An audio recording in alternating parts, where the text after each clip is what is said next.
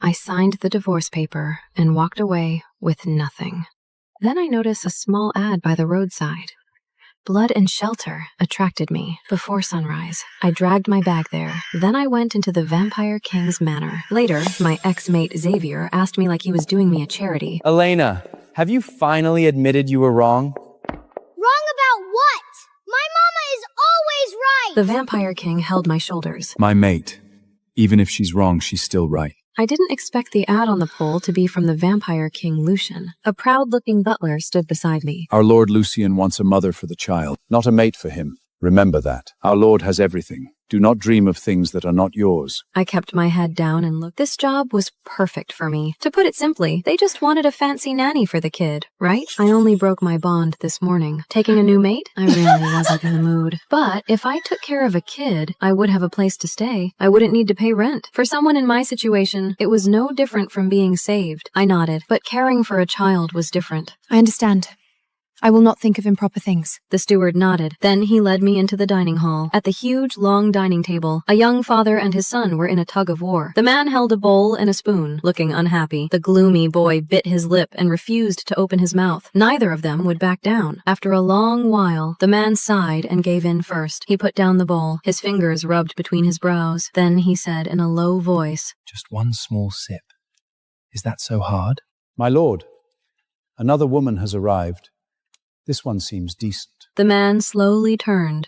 I had seen that face before in reports from vampire councils. He was so handsome and eye-catching that nobody could forget him after one look. Just now, I was secretly worried it might be a scam, but after seeing his face, I felt totally relieved. A man of his status had no reason to scam a down-and-out woman like me. His dark eyes swept lightly over me. What is your name? I guessed he had just finished work. He hadn't even changed clothes before coming to feed the child, and now he was suffering a major defeat. Maybe feeding a kid was harder than defeating an enemy clan. Elena Voss, I said, then pointed at the bowl. Try. After saying that, he got up and moved to the sofa. He crossed his arms at ease, waiting to see how I would handle it. This was a job interview. I had to do well. If I could stay, at least I would not have to sleep in an uncovered alley tonight. I took the bowl. I gave what I hoped was a kind smile. Then I walked toward the boy. But before I took 2 steps, he quickly crawled under the table. Only his big, dark eyes remained visible. He glared at Lord Lucian. Won't! Make her leave! I don't want her to feed me! They're all bad women! Looks like before me, the boy had already met who knew how many stepmothers, so I had to do better. I glanced around. Little vampire hero figures were scattered everywhere in the room. Then I got an idea. I picked up a few figures and placed them beside him under the table. I smiled. Do not worry. I am not here to feed you. I am feeding Sir Dracod and Lord Vespla. You do not need to care. Then I started feeding the superhero figures as if it were completely real. Drink more. Only strong knights can protect the realm.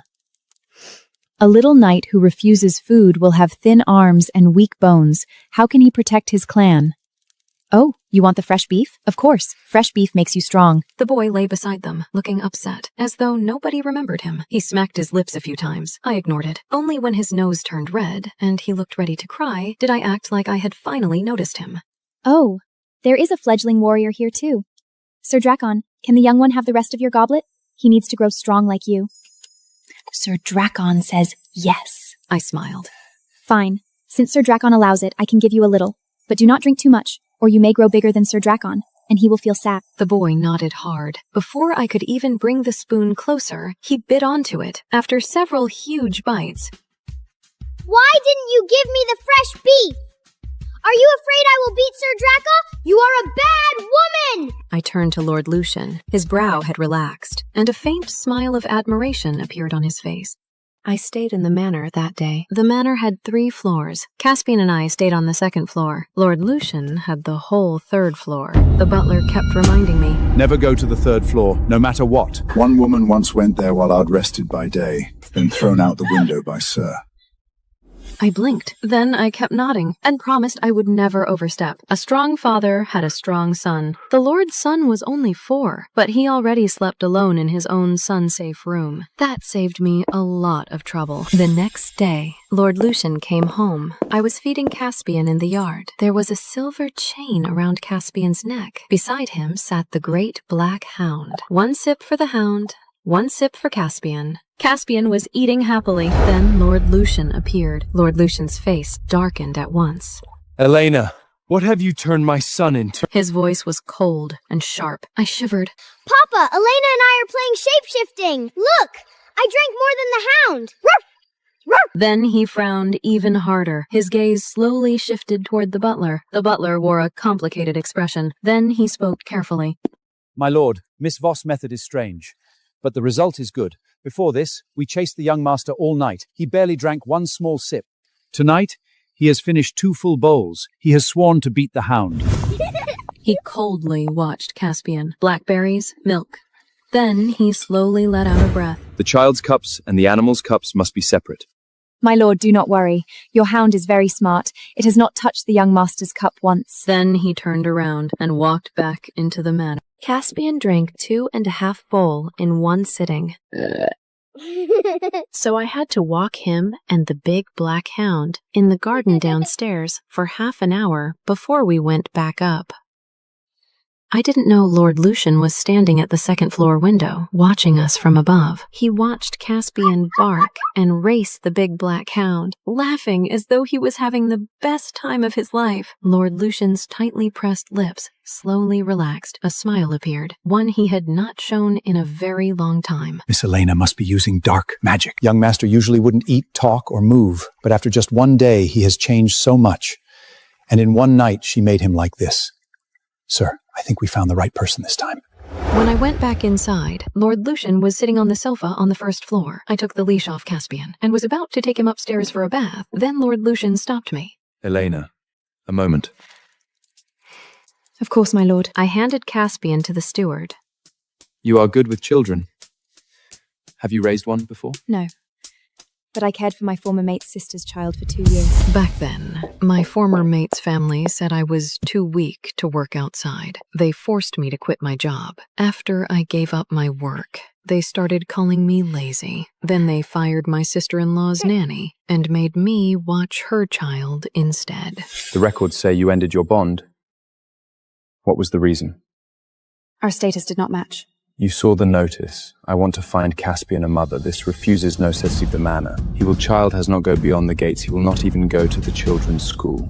My work takes most of my nights, so I need a patient woman for that role. This was the great vampire family worked. My last mate bond was for love, but because our status was so different, we still signed a mate bond contract. So when the love was gone and we broke the bond, I was left with nothing. Even my mate ring was taken back.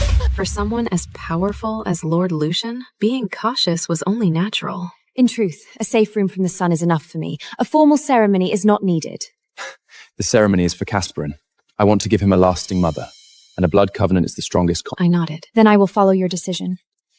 I will give you 10,000 blood gold each month for your own use. This was the part I cared about most. After all, I had already been hurt once before. My lord, if our bond ends one day, the blood gold you give me... Of course. That is yours. Then I agree. As for duties between husband and wife, I have no need for that right now. You will still sleep on the 2nd floor. Nor do I.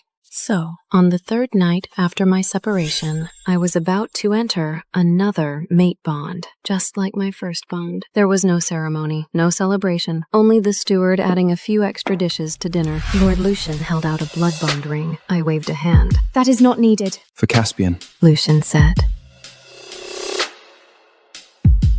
Oh, okay. Sorry for the cost. That same day, I had just settled into bed. Then Caspian opened my bedroom door, looked hesitant. What's wrong? I asked. Elena, will you read me a sleep story? What? Caspian bit his lip. I will tell father to give you more blood gold. And if you do not want to, that is fine too. I waved him over. Come here. I lifted the blanket, and the little boy climbed in without a fuss. Caspian listened to the whole story. Then he fell asleep in my bed. The next day, Lucian was shocked when he heard about it. Then he looked impressed again. Elena, you have more than earned your pay. I will add 5,000 blood gold to your monthly money. My lord, that is too much. After all, I had done way more than this in my last mate bond. But when the bond was broken, I was so broke I couldn't even afford an inn. During the day, I took care of my ex-mate's sister's kid. At night, I cooked for my ex-mate. After meeting his physical needs, I still had to get up in the middle of the night to clean, because my ex-mate's mother said, "We can afford a nanny, but Elena can't just sit around at home every day."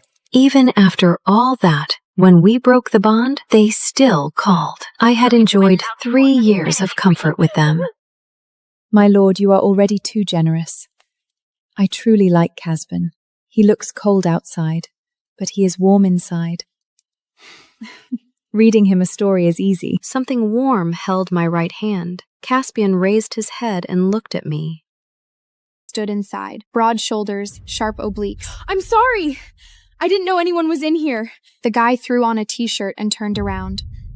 It was Jason. Suddenly, the door burst open. A crowd of classmates stood there, phones ready, shouting. The next morning, I woke up to his friends laughing outside. Did Jason really give his keycard to Tiffany? Obviously, they're a perfect match. Imagine if it was that fat pig Ellie. Gross. Thinking about her in his bed makes me gag. The key card in my bag wasn't meant. 6 years later, my first film just got shelved. My agent drags me to a VIP suite. The guy in the middle holds the fate of your film. Do whatever it takes to get on his good side. I push the heavy doors open and freeze. That man is Jason. The moment my eyes locked with Jason's, my heart stopped. My agent only said the new boss was named Jason. She left out his last name, Jason Cross. The man who controls 2/3 of the industry's distribution networks. For the past 6 months, since he took over, countless actresses had tried to throw themselves at him, only to be blacklisted. I was desperate. Major distributors blacklisted my first film. This was my absolute last resort. But the second I stepped into the VIP suite... Who the hell let this gold digger in? Don't you know Mr. Cross hates women trying to crawl into his bed? Get lost. Another cheap girl trying to sleep her way in? Jason, you really are a magnet for these pests. Jason lit a cigarette and glanced up. His eyes were cold as ice, like he was looking at a stranger, and that is when it hit me. I am no longer the 200-pound fat girl he used to know in high school. He didn't recognize me. Relief washed over me. I flashed a smile and raised my glass. My apologies for crashing, Mr. Cross. Let me make it up to you. Cheers. I tilted my head and downed the liquor. Out of the corner of my eye, I saw Jason's brow twitch slightly, but he remained silent. I'm Elena Lane, a new actress. I just starred in Chasing Shadows. Save it. A-Leister stripped for him and he didn't blink. Get out before he gets mad. You really don't want to cross him. My heart sank. It was expected, yet it still stung. I took one last look at Jason, who sat there like an untouchable god, silent. Sorry to disturb you. I turned to leave, but the next second, a deep, lazy, painfully familiar voice echoed from behind me. Chasing Shadows? I think I've heard of it. As soon as those words left his mouth, the sneers in the room vanished. The silence was deafening. I turned back, stunned. Jason sat in the dim light, his features sharper now. He still had that boyish edge, but with a new, dangerous weight to it. It still pulled at my heart. I heard the film has potential, but the rating board flagged a few controversial scenes, stalling its wide release. Am I correct? I nodded eagerly, hope flaring in my chest. Yes, exactly. Our producers have offered to recut those scenes, but the major distributors still won't give us a straight answer. My heart pounded against my ribs. Jason stood up at 6'3". He towered over me. The pressure of his gaze was suffocating. You're asking the wrong man. That's not my department. He turned to leave. Panic gripped me. As he brushed past, I reached out and grabbed his arm. They say Jason Cross can make anything happen. Please, there must be a way. Jason froze. His dark eyes dropped to my hand. I yanked it back, palms sweating, and forced myself to speak. I know you don't lack anything, Mr. Cross. But if you help me with this, I promise to do whatever's in my power to repay you in the future. Just name your terms. Whatever is in your power? Jason turned slowly. His gaze snapped back to my face, dark and intense. He stared for a few seconds, a mocking smirk on his lips. I'm afraid what I want, Elena, is something you are not prepared to give. Before I could speak, Jason pushed the door open and walked out. Defeated, I dragged myself down to the underground parking garage. How did it go? Did you see Jason? What did he say? I shook my head in silence. Chloe sighed, patting my shoulder. Hey, it's okay. It was a long shot anyway. I heard an Oscar winner tried to buy him a drink last week and he dumped it right in front of her. I only had you try because you guys went to the same high school. I thought maybe, just maybe, there was a slim chance. She nudged me into the van, her eyes gleaming with curiosity. But seriously, did you really not know him back then? With a face like that, he must have been the ultimate school heartstream. I paused before stepping in, trying to sound completely indifferent. I have no idea. Maybe he got a massive glow-up, or some serious plastic surgery after graduation. It's pretty as common these days. Suddenly, Chloe choked, coughing. She shot me a wide-eyed glare, gesturing for me to shut my mouth. Parked right behind us was a sleek, deep blue Rolls-Royce Phantom. The tinted rear window rolled down just an inch, revealing Jason's face cloaked in the shadows of the backseat. His assistant walked up to me, respectfully handing over a gold-embossed black card. Ms. Lane, Mr. Cross invites you to have dinner at his private lounge tomorrow night. The assistant cleared his throat, looking slightly uncomfortable. Oh, and Mr. Cross said you can personally verify tomorrow if he's ever had any work done. What is Jason after? A casual fling? Chloe examined the card. Wait, is this a room key? A key card. A flood of buried memories hit me. I never expected that after all these years, his habits hadn't changed. But Jason rejected an Oscar winner. Why would he send you a key card? Be honest, did you two have a history? How is that possible? You've seen my old photos. I was as round as a balloon. Why would someone like he ever look at me? True. You were invisible back then. But who knew you'd turn into a stunner after losing the weight? Your face is literally made for the big screen. I offered a fake smile. Chloe was wrong. I wasn't invisible. I was the school's most famous joke. My name was chained to Jason's for 2 years. He hated me for it. In junior year, Jason transferred to our school and immediately became the ultimate golden boy. Like every other girl, I fell for him at first sight. But I had self-awareness. I was ballooned to 200 pounds due to steroid medication. While other girls screamed his name from the sidelines, I hid on the second-floor balcony, watching from afar, while they stuffed love letters in his desk. I only dared to steal a glance when he walked past me to the water fountain. I poured it all into a diary.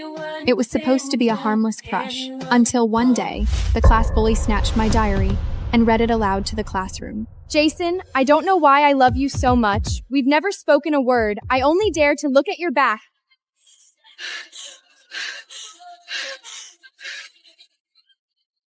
Laughter erupted. Holy crap! Fat Ellie actually has a crush on Jason? The bully slammed my diary onto Jane's desk. Hey, Jason, how does it feel to be crowed by a fat pig? Everyone stared. I squeezed my eyes shut, tears threatening to spill. I looked at Jason. He didn't laugh. He put down his book, picked up my diary, and walked over to my desk. Thank you. But please, don't write this anymore. I could literally hear my dignity shatter. Trembling, I took the book back. Okay, I won't. Tears finally spilled. I shoved the diary into my desk, wanting to disappear. Well, we're talking now, aren't we? I looked up, sniffing, confused. Jason stood against the sunlight, his dark eyes glittering. Didn't you write that we've never spoken? A faint smile touched his lips. Now we have. Because Jason didn't push me away, the bullying only grew worse. My classmates turned it into relentless mockery. Ellie, you're only grossing him out because he's too nice to say anything. Look in a mirror. Jason has Tiffany. He'd never look at you. Jason and Tiffany were the school's star hosts. One day, Tiffany walked into our classroom, loud and proud. Jason, can we talk? I saw your mom at my dad's company this morning. She asked me to bring you this jacket. Whispers and giggles erupted. I shrank into the corner of the hallway. What is wrong with that girl, Ellie? She keeps stalking you. How can someone be so shameless? Stop. Jason frowned. She's just a classmate. My ears buzzed. The rest of their words faded. Covering my mouth, I fled. The verbal rejection still crushed me. I started avoiding him. Wherever he went, I hid. But the bullies grew bored of me hiding. During swim class, a girl stopped me outside the locker room. The girls' locker room door is broken. You have to change in the second-floor lounge. I didn't think twice. I took my swimsuit and pushed the lounge door open. A shirtless guy stood inside, broad shoulders, sharp obliques. I'm sorry! I didn't know anyone was in here. The guy threw on a t-shirt and turned around. It was Jason. Suddenly, the door burst open. A crowd of classmates stood there, phones ready, shouting. Holy crap, Ellie! Are you seriously peeping on Jason? She's trying to force herself on him! My face burned with rage. Stop lying! The girls' locker room is broken! No, it's not. I just saw girls going in. You're just desperate to get into his pants. Man, I'm scared to change here now. What if she targets me next? Laughter filled the room. Jason's face darkened to pitch black. Get out! Everyone, get the hell out! His voice shaking the walls. I ran, tears streaming down my face.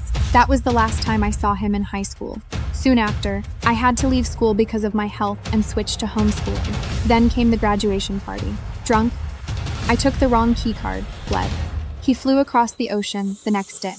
We never saw each other again. To help with digestion. Otherwise, I'll have to call the family doctor tonight to deal with the stomach pain. Quick! Lock me up! Don't let me out no matter how much I beg! So-called husband hasn't set foot in the house once. To take the edge off, I had someone buy me a bond slip from the black market. Duke's son on vacation. I couldn't afford him, so I got tough and started penny punching on him. Guess what? After 2 measly meals of coarse bread and stale biscuits, he actually glared at me, eyes all red, and yelled, I'm done being your man! I blinked, then I kindly reminded him, What man? I've been married this whole time.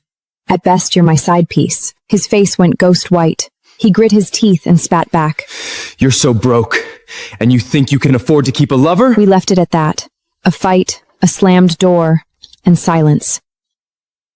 I packed my stuff and went back to the capital. The moment I walked in, I heard that my husband's long-missing younger brother had finally come home. The second son was creeling in the great hall, and they'd just given him 10 lashes. Through the door, I heard my mother-in-law, Lady Eveline, shaking with rage. You had to fall for someone else's wife? Of all people! Isn't this family a mess enough for you? I felt bad for the guy, so I turned his head, looked right at me, and his lips curled up. Faye, long time no see. I froze. That face, those eyes, that infuriatingly smug expression. Oh, hell no. That was my high-maintenance, impossible secret lover. Then my father, on his deathbed, actually went and made my pathetic dream come true. Back in the day, he'd saved some big shot in the military. That man later rose to power and became the most powerful family in the capital. And my dad used that old favor to arrange a marriage for me. After I buried him, I happily packed my bags and headed for the capital, ready to marry a man I'd never even seen.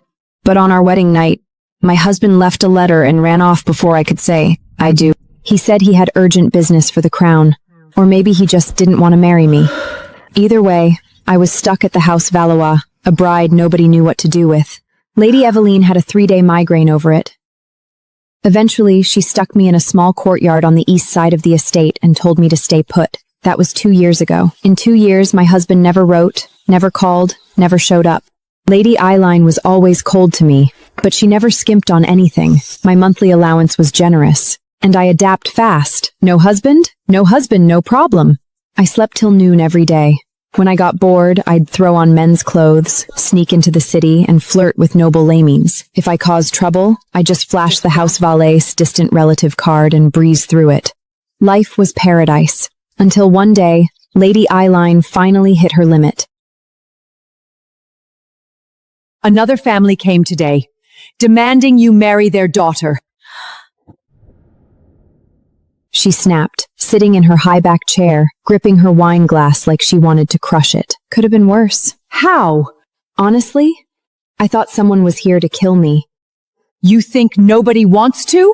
Fair point. I'd been out there using the Valois name, sticking my nose in everything and making plenty of enemies. I rubbed the back of my neck, ready to apologize, but she cut me off, ice cold. Adrian's been gone 2 years. For all I know, he's dead.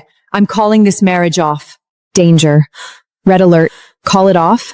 No way was I getting kicked out of this sweet, money-filled, no-effort lifestyle. So without missing a beat, I threw myself on the floor. I'm very good at this and put on my best whiny voice. I'm not leaving. If you force me out, I'll crawl through the streets crying until the whole capital knows that the House Valois married a girl and then dumped her. What did we ever do to deserve you? Her floor was covered in thick wool carpet. I sank into it like a cloud. Anything else, my lady? No? Great. I think I'll nap. She pressed a hand to her forehead and said nothing for a long time. Then I saw she was actually upset, so I carefully got up, walked around behind her, and started rubbing her shoulders. My lady, don't be mad. You know the House Valois hasn't had it easy these past few years. The eldest son ran off. The second won't behave. Lord Richard only cares about business outside. This whole house, top